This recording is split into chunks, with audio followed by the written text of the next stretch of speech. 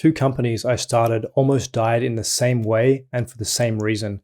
About a year in, we realized that the products we were building and the market we were selling to just didn't make sense. It's a hard pill to swallow, especially when you're spending thousands of dollars every day trying to make it work. It feels like the ground has been pulled out from under you and you're in free fall. We went back to the drawing board, and after some honest market analysis, we were able to find a new direction. Today, both companies are worth more than $250 million.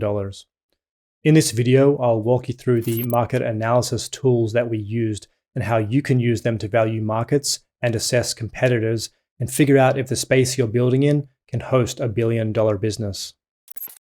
I'm Ryan Juni. I've started 5 technology companies. I sold one to Google. I've invested in and advised hundreds of others, and now I'm bringing my hard-won lessons to YouTube to help entrepreneurs like you bring your greatest gifts to the world. Market analysis involves 3 steps. First, you'll find the right market, then you value it, and finally, you evaluate how your product fits into that market. Nailing these 3 gives you a bird's eye understanding of a whole industry. It shows you how all the moving parts fit together and reveals the problem spots where a solution could slot in and make millions. To help you along, I provided a worksheet in the description, as well as links to all the tools we'll mention in this video. Let's begin.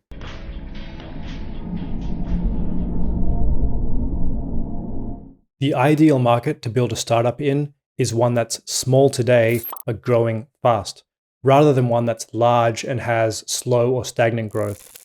If you look at a mature market that's only growing by a few percent a year, you'll find strongly established companies fighting viciously to steal market share from each other. Getting any edge in a market like this involves massively disrupting the space to take market share away from these pre-existing companies. Contrast this to a market that's doubling every year. Here, there's plentiful opportunity. You can grow your company just by capturing the new growth in the market without worrying so much about stealing from the competition. Starting your company in a growing market is like catching a perfect wave. It's great because the momentum of the market growth will make your company grow without having to paddle too hard. With that established, the natural next question is, how do you find fast-growing markets? I've talked extensively about this in my video on how to find billion-dollar startup ideas, which I'll link here. I'll summarize the key points here, but the rest of this video will focus on how to value markets and how to build products that fit within them. To find growing markets, you want to be in the flow of news, speak with industry insiders, investigate emerging trends, cross-pollinate your ideas, and consider what's recently become possible. Now, it's time to value your market. In this section, I'll walk you through the tools used by top founders and VCs alike to evaluate whether the businesses they're building have venture scale potential. Valuing your market. There are 2 approaches you can take when valuing your market, top down and bottom up.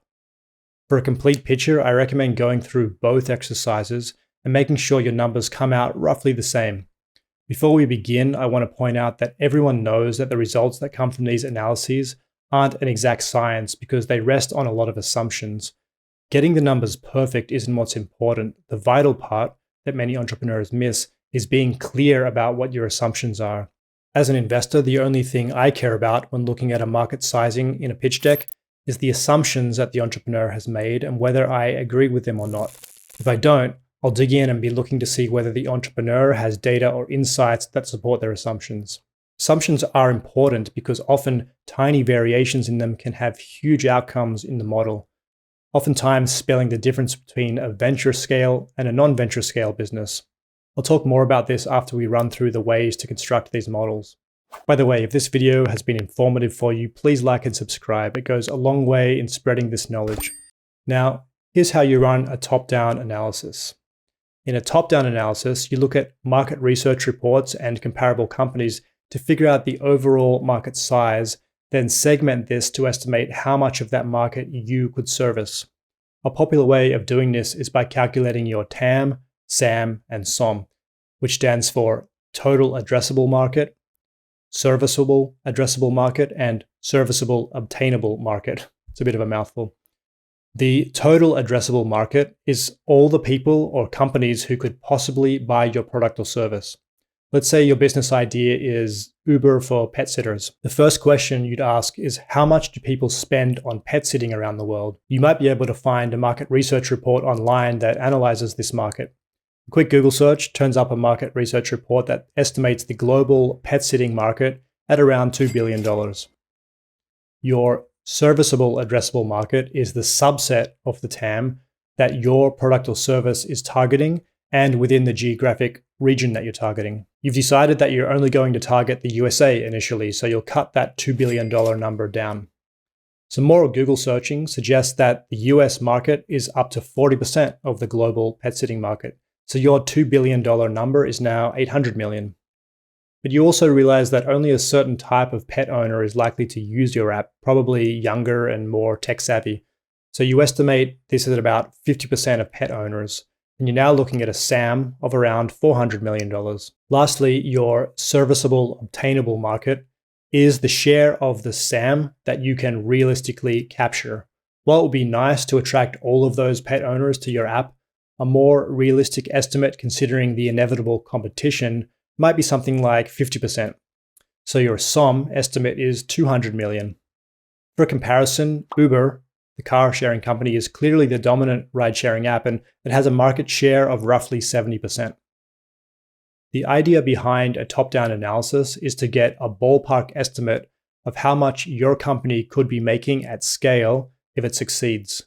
A useful rule of thumb is that if you can be making at minimum $100 million in revenue per year, then you probably have a venture scale business.